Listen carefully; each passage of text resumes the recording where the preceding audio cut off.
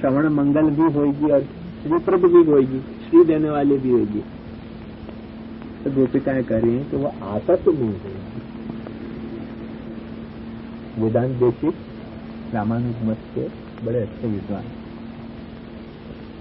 और यहाँ जो विजयनगर के जो मंत्री होते सायण माधव, इनके क्लास फेलो, ये तो मंत्री बन गए, वो अपनी झोपड़ी में ही रहे वहां। तो एक दिन इनने उनकी कहवाई कि तुम दुखी क्यों हो, दोनों एक कोटि के विद्वान, अब यहाँ विजयनगर साम्राज्य में मंत्री पद मिले है तो तुम भी आके यहाँ रह जाओ, अपन दोनों सुख तो रहेंगे। तो वाकई जवाब में उनने लिख के भेजो, सुणी कोण शतांश पालन भवद दुर्वार गर्वानल शुद्ध क्षुद्र नरेंद्र चाहु सफलान धन्यान मन्यामति देवम सेवितुमेव निश्चिनु महे योसौ दयालो तेरा धाना चैल मुचे कुशील मुनवे दत्तेस्म विशेषता। पृथ्वी या ब्रह्मांड में कितनी छोटी, और या पृथ्वी में भारतवर्ष कितना छोटा, एक दुनिया को तिहाई हिस्सा भी नहीं होता है भारतवर्ष। और वह भारतवर्ष में विजयनगर साम्राज्य कितना छोटा, पूरे भारतवर्ष में कोई फैले हुए नहीं था।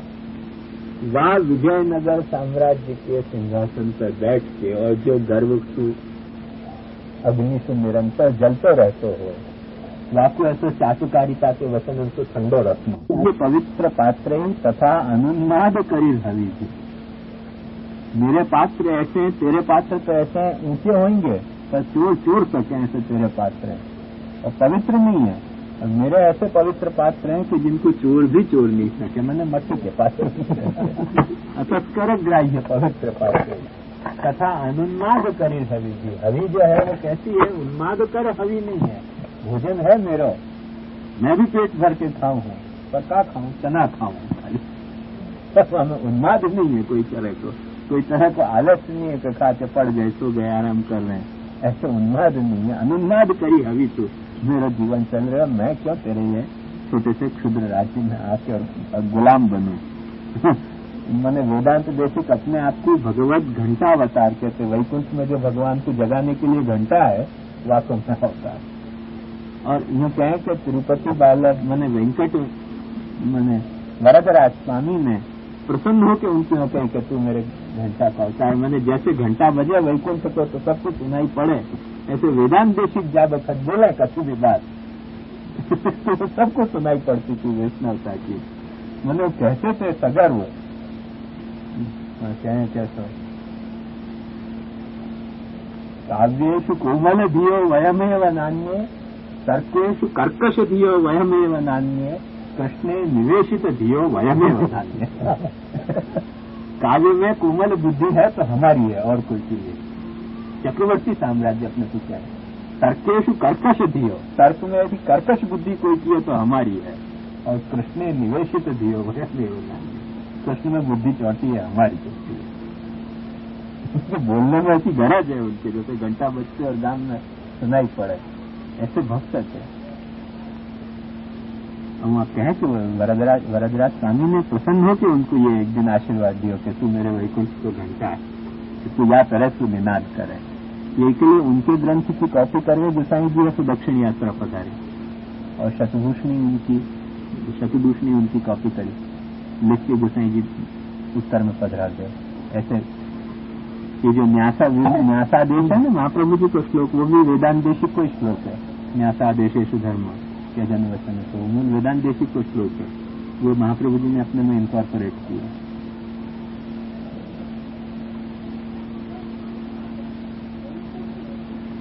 वो कहे कि राज्य जो है वो तो परिच्छिन्नम भवति भगवता ऐश्वर्यंतु न तथा अंतर्बहि सर्वेषां सर्वथा व्याप्तम तथा मृतं च पुनः सर्वान् लोकान् व्याप्य तिष्ठति स्वसामर्थ्यम सर्वत्रैव संपादयति।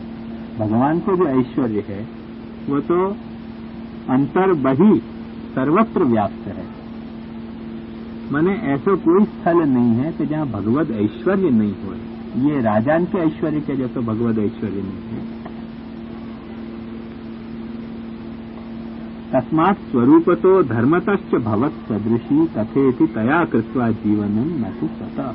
या के लिए कथा जो है वो धर्म माने कथा में 6 गुण जो ऐश्वर्य वीर यशस्वी ज्ञान वैराग्य के तेरे जैसे हैं, और स्वरूपता भी कथा परमानंद रूप मोक्षदायिनी है, तो स्वरूपता भी तेरी कथा जो है वो तेरे जैसी है।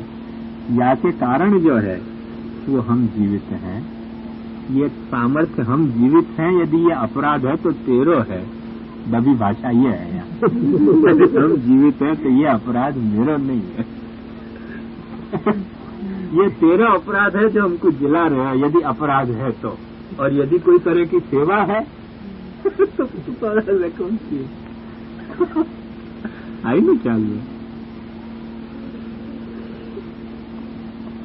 ये कहा है तया कृत्वा जीवनन न तो सतः अनेन उत्कर्षोक्त्युक्ता। अब राजसी है तो स्तुति करते करते फिर मन चल गया वासो। तो राजस जो है वो चांचल्य रहे, तो चंचलता के कारण आपको मन चले, तो फिर क्या कहे कि भाई एक अंतर जरूर तेरे कथा में हमको समझ में आ रहा है कि तू तो तिरोहित होके कभी मार सके, पर तेरी कथा मारे नहीं है कोई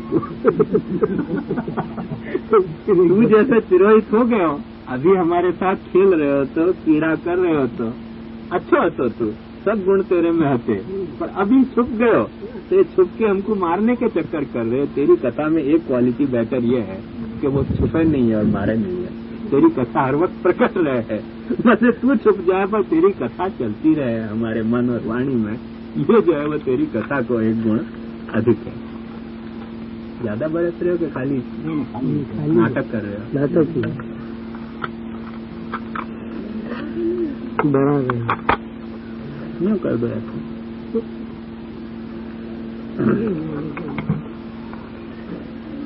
तुम कदाचिन मारयस्यपि कथामृतम तस्मिन्नपि काले जीवयति। या के लिए हम कथा को अमृत कहे हैं, तो को अमृत नहीं कहे। तू अमृत स्वरूप है और कथा तो अमृत ही है।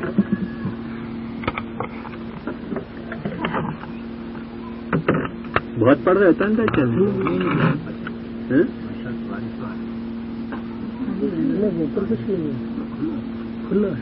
चलो देखते अब कथामृतम बरस रहे हो।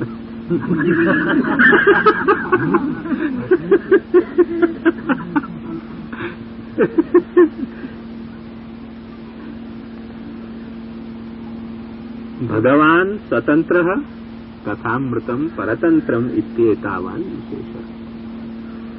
अब कहे भाई तू जो है वो मारे है तो तू स्वतंत्र मार ले। राजा को कौन राजा? पर कथामृत जो है वो तो स्वतंत्र नहीं है, परतंत्र है। क्यों? कारण क्या? क्योंकि जा तरह की भगवान को लीला करनी हो, प्रकट रहनो हो तो प्रकट रहे, तुरहित होनो हो तो तुरहित हो जाए, छुपनो हो तो छुप जाए। कथा में तो ऐसा नहीं है ना। कथा में तो भक्त को जो मनोरथ हो वह हिसाब से कथा चलती रहे। तो भक्त मनोरथानुसारिता, जैसे या कथा में आनंद आया तो ये कथा चले, वो कथा में आनंद आया तो वो कथा चले। भक्त के हृदय में जो मनोरथ भयो तदनुसार कथा अपने आप प्रकट होने लग जाए, इतनी भक्त के अधीन। अपन जो भी कथा करें वास्तव अपने मनोरथ ही तो प्रकट हो, है ना। तो भक्त के हृदय में जहाँ प्रकार के मनोरथ हैं वह प्रकार की कथा भक्त के अधीन चलती ही रहे, और वह लीला को अनुभव भक्त को होता रहे कथा के माध्यम से। इतनी जो है वह सानुकूलता तेरे में कहाँ है बता, जो तेरी कथा में है। जैसी अनुकूलता तेरी कथा में है, भक्तन को अनुकूल पड़े है जो तेरी कथा, इतनी अनुकूलता तेरे में कहाँ पड़े है। अब ये राजसी को टोन है, हाँ? ये श्री महाप्रभु जी बतावे तो दिख सके, नहीं तो नहीं दिख सके। अपने को तो इतना ही दिखा है कि तब कथामृतम तप्त जीवनम कविरीड़ितम कल्मषापहम। पर ये जो है ये तो श्री आचार्य चरण बतावे तब दिखे है। त्वंच अवतारे ब्रह्मादि भी प्रार्थित आगच्छति। ब्रह्मा प्रार्थना करे तब तू आवे। एक तो मन सु आवे नहीं, भक्त के मनोरथ सु आवे नहीं, ब्रह्मा प्रार्थना करे तो आवे। और आयो भयो भी देख फिर छुप गयो। आयो एक तो ब्रह्मा की प्रार्थना करने से, और आयो भयो फिर छुप गयो। बता कथा ऐसे तेरी छुपे का? कभी कथा नहीं छुपे। कथा तो समागता न तेरो भवती। कथा एक वक्त आई नहीं फिर तिरोहित नहीं हुआ, कथा तो चलती ही रहे, आई भाई। अतएव तादृशम कथामृतम ये भुवि गृणंति तैव भूरिदा बह्वर्थ दातार यह इति प्रसिद्धा व्यासादय। या के लिए ये कथामृत जहाँ प्रकट भई वो जो है वो बह्वर्थ वो भूरिद हो जाए हैं, और तेरे को जो देने वाले लोग हैं वो भूरिद नहीं हुए हैं, क्योंकि जो स्वरूप दान करे हैं वो तो अल्प दान करे हैं, और जो कथा को दान करे हैं वो भूरी दान करे हैं। क्यों? तो तू तिरोहित हो सके, कथा तिरोहित नहीं हो सके। तू जो है वो भक्त मनोरथानुसारी नहीं है, कथा भक्त मनोरथानुसारी है। बहुत एबंडेंट जो या कथा को दे पावे हैं, जैसे दान बड़ों के दाता दामोदर दास जी ने प्रश्न किया ना, तो वहां में ये बात कही कि भाई दाता बड़ो। अब दाता में भी दो भेद हो जाएंगे, एक स्वरूप दाता और एक कथा दाता। तो स्वरूप दाता बड़ो के कथा दाता बड़ो। तो स्वरूप दाता जो है वो तो बहुत छोटा है, सिर्फ स्वरूप देवे है। कथा दाता जो है वो तो भूरिदा है, एबंडेंट है। ख्याल में आयो कि नहीं? क्यों एबंडेंट है? क्योंकि वो तो देते ही तुम्हारे मनोरथ के अनुसार जाए ना। जैसे मनोरथ वैसे तुमको कथा सुनावे, जैसी मनोरथ वैसे कथा सुनो, तो ऐसे तुम्हारा वही वक्त मनोरथ पूर्ण हुआ। और स्वरूप तो तुमको जो स्वरूप को दान करे वो स्वरूप को रिझाओ, सेवा करो, न जाने कब वो मनोरथ तुम्हारे पूर्ण करे कि नहीं करे। तो एबंडेंट तो नहीं दे ना। ख्याल में आया ना? तो जो कथा के दाता हैं वो भूरिद हैं, वो एबंडेंट दे हैं। जो स्वरूप के दाता हैं वो एबंडेंट नहीं दे, वो थोड़ा थोड़ा बहुत कुछ दे। भूरिदाश्च ते अजनाश्च ते केवलम भगवद रूपा जननादि दोष रहितावा। और वो कहते हैं कि जननादि दोष रहित है, माने मोक्षदार मुक्त रूप है। क्योंकि कथा जैसे सुनने वालों मुक्त हुए है, ऐसे कहने वालों भी मुक्त हुए है। भगवत कथा उभय मोक्षप्रद है। तो कहें कि चलो फिर काय को खोज रही हो, एक भागवत सप्ताह के पैम्फलेट छपवाओ, एक कल्याण मंडपम बनाओ, भागवत सप्ताह को आयोजन करके कथा सुनो बैठ के, आनंद। छुट्टी हो गई, फिर खोज क्यों रही हो मुंह को? फिर खोजने की क्या जरूरत? जब कथा की इतनी प्रशंसा है तो कथा सुनते रहो आनंद से। तब चक्कर पड़ गया। अब ये देखो राजस वृत्ति के कारण मन में कैसी चंचलता है हमें। बोला कथा में सब कुछ बात है, पर एक बात की कमी है। वो क्या है कि परम विरलम अमृत। ये घनीभूत नहीं है, शैलो है। तो इतना होते भाई भी शैलो है, ठोस नहीं है, कंडेंस नहीं है। और स्वरूप जो है वो कंडेंस है। आनंद जो है, स्वरूप को जो आनंद है वो कंडेंस्ड आनंद है, और कथा को जो आनंद है वो ऐसे विरल आनंद है। जैसे जल को क्या है ना, विरल को क्या क्या अंग्रेजी में? फ्लूइड। हाँ, फ्लूइड है, ये फ्लूइड है, कंडेंस नहीं है ये। जब स्वरूप को जो आनंद है वो कंडेंस्ड आनंद है। या लिए खोज रही है, या लिए हम खोज रही हैं, नहीं तो हम कथा करके अतृप्त हो जाती है। अब क्या करें? परम विरलम अमृतम केवलम मरणोपस्थित तन निवर्तकमेव न तो संभूय एकत्र रसजनक। संभूय एकत्र रसजनक नहीं है, माने कंसोलिडेटेड नहीं है, कंडेंस नहीं है, बहुत जो है वो फ्लूइड है। थोड़ा सुनियो, या कांसु सुनियो, वह कांसु निकल जाए, रहेगा तुम्हारे पास। और स्वरूप जो है वो छोटा है, पर रहवे तो है ना। कथा जो है वो सुनो, या कांसु और वह कांसु निकल जाए, रहवे कचे नहीं। और स्वरूप जो है वो थोड़ो होते भय भी रह जाए, ये अंतर है। आपको संभूय एकत्र रस जनक है, या के लिए भूरिदा जना है वो। ये भूरिद नहीं है, ये अल्पद है, पर अल्पद होते भय भी स्थायी है, ठोस है। वो भूरिद होते भय भी जो है वो यह कांसु सुने, वह कांसु निकल जाए। तो रस पिंडयोरिव तव कथायाश्च विशेष। यानी तेरे में और तेरी कथा में अंतर कितना कि तू एक पिंड है और तेरी कथा जो है वो बहतो भयो रस है। तो बहने में जितनी देर बहे उतनी देर बहे, फिर क्या करोगे? और ये जो है वो पिंड है, जमा करके रखो खूब। ऐसा है स्वरूप का अंतर। अन्यथा कथार्थमेव यत्न कृत स्यात्, क्योंकि यदि ये अंतर तेरे और तेरी कथा को नहीं होता तो हम भी भागवत सप्ताह करती बैठ के यहाँ, तो तेरे को यहाँ लिए खोज रही है, तेरी कथा यहाँ लिए नहीं कर रही है कि पिंडता जो है रस की, घनीभूत रस जो है वो तो तू ही है, तेरी कथा नहीं है। या के लिए कथासु जो है वो जीवन टिके है पर जीवन को स्वाद नहीं मिले है। जीवन टिकना एक दूसरी चीज है और जीवन को स्वाद एक दूसरी चीज है। जैसे दवाई और विटामिन दो चीजें हैं ना, तो कथा जो है वो दवाई है और तू हमारा विटामिन है। दवाई से रोग तो दूर हो जाए है तो विटामिन नहीं मिले है, तू हमारा विटामिन है, तू मिल जाए तो हमारे को सब विटामिन मिल जाए। इतना अंतर है। अब दोनों ही आवे लेवल में दवाई कई, लेबल तो दोनों पे दवाई को ही लगे ना, विटामिन भी दवाई है एक तरह की और दवाई भी दवाई है, पर अंतर तो है ना दोनों को। एक जो है वो केवल ताप निवर्तक है, रोग निवर्तक है, और एक सामर्थ्य जनक है। तो सामर्थ्य जनक और ताप निवर्तक, इनमें थोड़ा सा तो अंतर है ना। यही तरह से भगवत स्वरूप जो है वो जो है वो सामर्थ्य जनक है। भक्ति को सामर्थ्य तुम अनुभव कर पाओगे कि तुम्हारी भक्ति को महत्व क्या है, तुम्हारी भक्ति में कितना मादा है, ये तुमको अपने स्वरूप से समझ में आएगा, कथा से समझ में नहीं आएगा। कथा से केवल भव के ताप तुम्हारे दूर हो जाएंगे। या लिए कथा नहीं कर रही है, अन्यथा कथार्थमेव यत्न कृतस्यात् परम विरहे मरण निवर्तकत्वेन तदुपयोग इति भगवत्वेन स्तूयते। जब वक्त तीव्र विप्रयोग में मरने की स्थिति आ जाए है, वह वक्त कथा जो है वो प्राणन को टिका रखे है, तो प्राणन को संतोष तो तेरे बिना नहीं है। प्राण को टिका दे है ये कथा।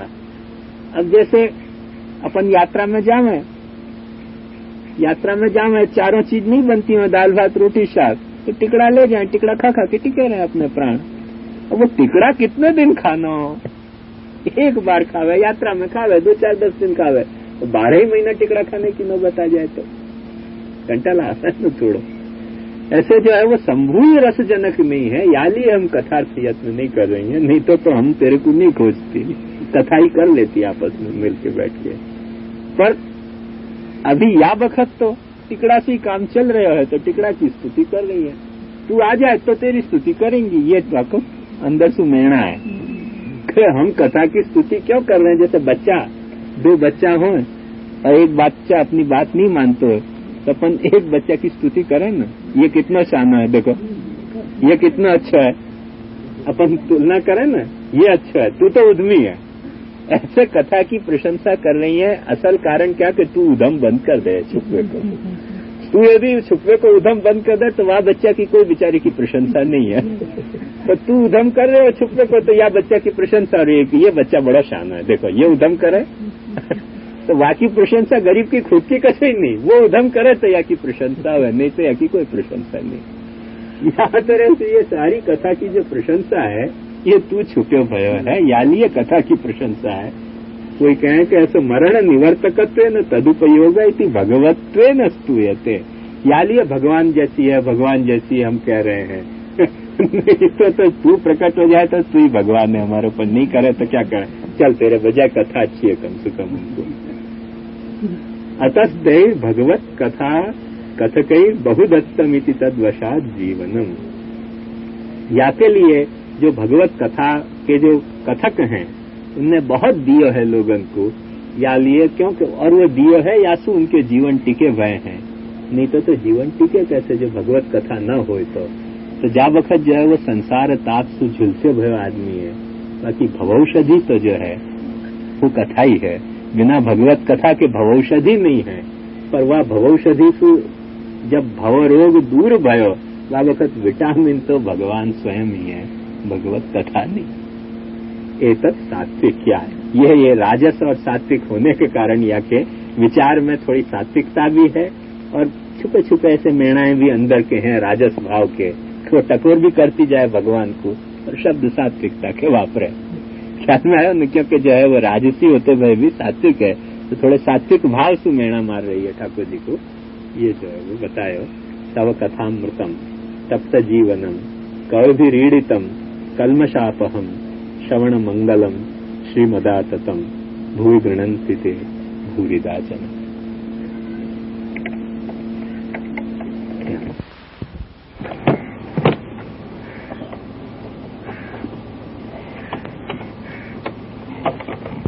प्रेम वीक्षितम् विहरणं च ते ध्यानमङ्गलम् रहसि संविदो या हृदि स्पृशः कुहकनो मनः क्षोभयन्ति।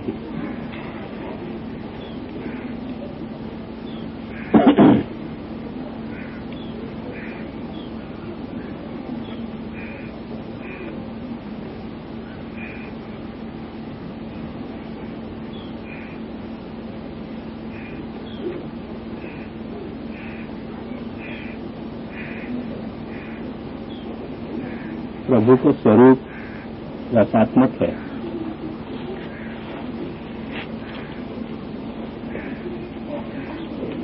और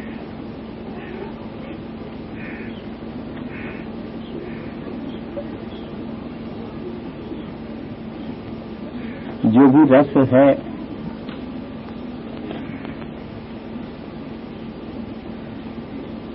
वो एकाकीतया संभव नहीं है। रस के लिए द्वैत से भी एक कदम आगे बढ़ के त्रैत चाहिए।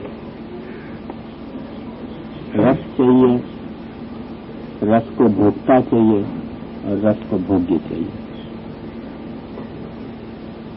वैसे तो और भी कई चाहिए, आलंबन विभाव, विभाव, अनुभाव, संचारी भाव, स्थायी भाव।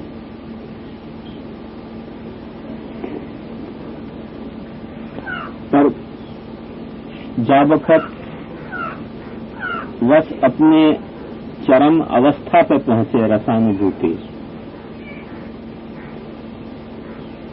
वह वक्त भी ये तीन तो रहे ही है।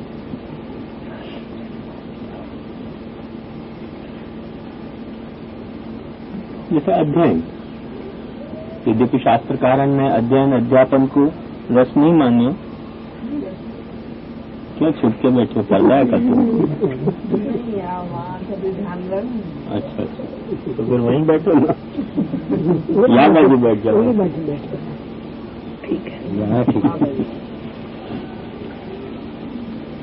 तो अध्ययन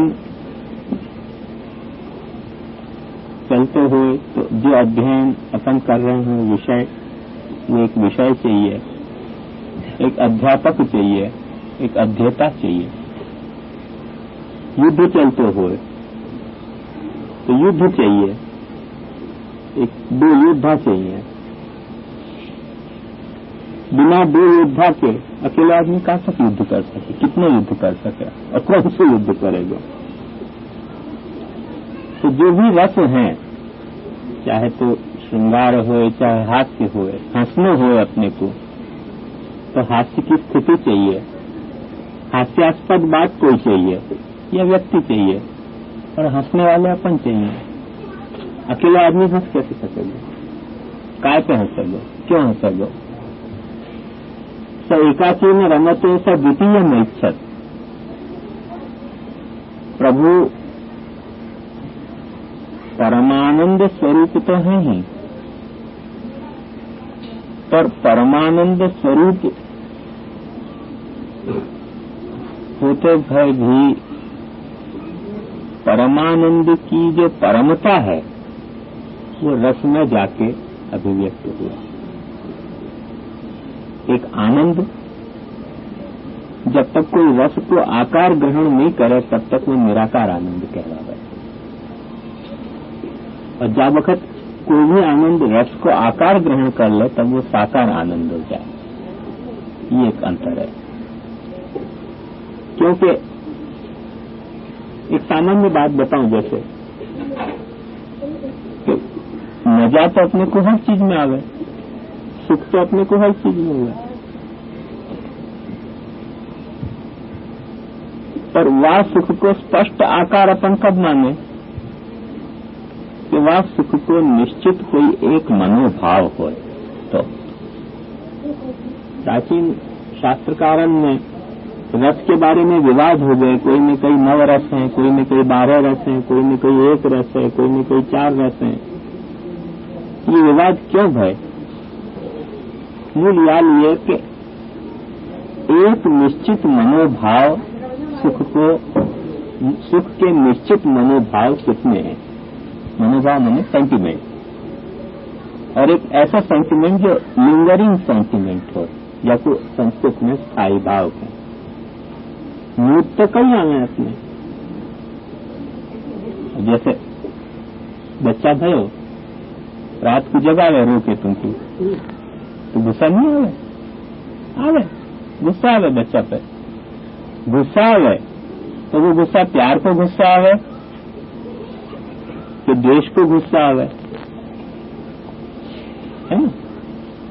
गुस्सा आवे, गुस्सा आते हुए भी प्यार को गुस्सा आवे, द्वेष को गुस्सा नहीं आवे। कभी खींच को गुस्सा आवे तो भाई खुद क्यों नहीं सो रहे हो, खुद क्यों नहीं आराम कर रहे हो, और क्यों हमको तकलीफ दे रहे हो? तो गुस्सा आवे पर प्यार को गुस्सा आवे। एक विद्यार्थी नहीं पढ़ते हो तो गुरु जी को गुस्सा आवे, ऐसे गुस्सा नहीं आवे पहले तो तलवार से गर्दन निकाल दे तो फिर गुरु विद्यार्थी का वो तो फिर शत्रु हो गया। गुस्सा आवे ज्यादा से ज्यादा सूटी लगावे। माँ भी अपने बच्चे को पीटे, ऐसे नहीं पीटे तो आप गला ही भोंकते, पीटे गुस्सा आवे, क्योंकि जब बच्चा को अहित होते हो तो गुस्सा आवे। तो ऐसे गुस्सा आ रहे है फिर भी प्यार कायम है, कोई वक्त खींच आवे तब भी प्यार कायम है, वात्सल्य कायम है, तो वात्सल्य को एक रस मान्य हो जाए। योद्धा जो है वो युद्ध कर रहे है, कोई वक्त सामने वाले शत्रु ऐसी अच्छी तलवार चलावे, ऐसी अच्छी गन चलावे, ऐसे अच्छे शस्त्र चलावे, अपने भी मन मोहित हो जाए, वाह क्या चलाई। जो लड़ने वाले हैं वो यह बात की खूबसूरती समझ सके, जाकर सामने वाले दावपेच के साथ कोई शस्त्रास्त्र चलावे तो सामने लड़ने वाले को भी वाह हो जाए, कहा कुछ करी बात। हम तो अपनी शास्त्रार्थ की बात करते, बड़ी जबरदस्त युक्ति सामने कोई दे दे तो मन में मजा आ जाए, भले अपने जवाब एक वक्त नहीं दिए जा सकते, तो कोई ने ऐसी कड़क बात पूछ दी तो चित्त में एक वक्त तो प्रसन्नता हो जाए, फिर भले दुख हो करे यार जवाब नहीं दे पा रहे हैं पनिया को, तो एक वक्त चित्त में प्रसन्नता आ जाए कि क्या बात पूछी, तो वाकई भी एक मजा आवे। और वो मजा आवे करके अपन वहां के शिष्य नहीं हो जाए। ख्याल में जिनको शास्त्रार्थ की आदत है, कोई ने ऐसी बात कड़क पूछ दी तो जाके उत्तर देते नहीं बने, नहीं उत्तर देते बने तो आपको आनंद आवे, कहीं प्रेम भी आवे वापस, तो आप कैसी युक्ति दे रहे हो। पर वास्तव पराजय नहीं स्वीकारी जाए, इतने मात्र से पराजय स्वीकारो तो युद्ध को जो भाव है, स्थायी भाव, वो टूट जाए, वो रसाभास हो जाए। फिर अच्छी तलवार चला दी हो या अच्छे शस्त्र चलाए हुए तो वाह निकल जाए मुंह से, तो वाह निकल के पराजय स्वीकार लियो तो रसाभास हो जाएगा। वो रस का उत्साह माने वीर रस को जो स्थायी भाव है वो उत्साह माने जाए। उत्साह जब तक कायम रहे तब तक वीर रस कायम रहेगा, उत्साह खंडित बहे और वीर रस खंडित हो जाएगा। अब वो चाहे प्रशंसा करे शत्रु की, चाहे निंदा करे, शत्रु की गाली दे, चाहे कुछ भी करे, चाहे भागे। कुछ लोग समझे भागना जो है वो कायरता की निशानी है, पर फिर भाग के भी उत्साह कायम रखे जा सके युद्ध को। कृष्ण भाग गए थे, यहाँ लिए नहीं तो डर है तो, पर यहाँ लिए तो वहां में भी एक उत्साह है तो उनको कि आपको कैसे ढंग से आपको खत्म करना। शिवाजी तो हर वक्त भागते थे, एक्सपर्ट थे भागने के, या वो नहीं तो डरते थे, डरने डराने को प्रश्न नहीं है। तो वो युद्ध का वह वक्त उत्साह की मांग रहती कि भाई या उत्साह को या वक्त या कैनल में डालो, कोई वक्त भागने के भाग भी रहे हो। वो सामान्य तो आए माने भाई महाराणा प्रताप भाग्यो नहीं, सामने लड़ते रहो, शिवाजी भाग्यो। तो भागनो और सामने लड़ते रहना, दोनों में उनको उत्साह कायम है कि हमको महाराणा प्रताप के मन में ये बात निश्चित उत्साह है कि अकबर के सामने झुकना नहीं, चाहे तो मर मिटना।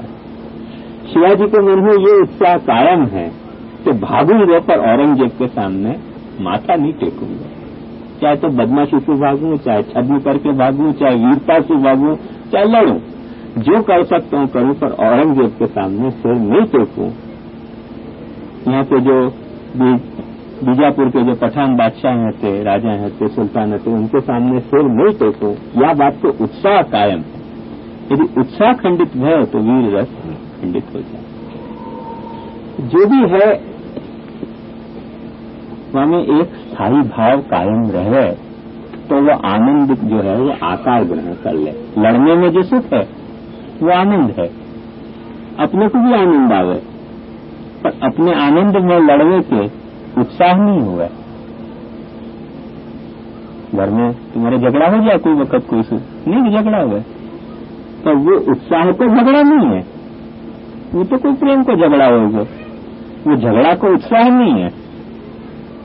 जैसे शिवाजी को उत्साह है झगड़ा को, वैसे उत्साह नहीं है, नहीं तो रोज झगड़ा हुआ है। उनको झगड़ा को उत्साह हुआ, उनके रोज झगड़ा हुआ है। तो अपने उत्साह को झगड़ा नहीं है, अपने प्रेम को झगड़ा हुआ है, तो वो खींच को झगड़ा हुआ है। ऐसे तो अपने जो है वो आनंद जो है झगड़ने में जो अपने को आनंद आवे है वो निराकार रह जाए, क्योंकि हमें उत्साह को आकार नहीं आवे। यदि झगड़ा की संदर्भ में सोचे तो, या जैसे स्नेह के संबंध में अपन सोचे, सेवा में अपने को आनंद आवे।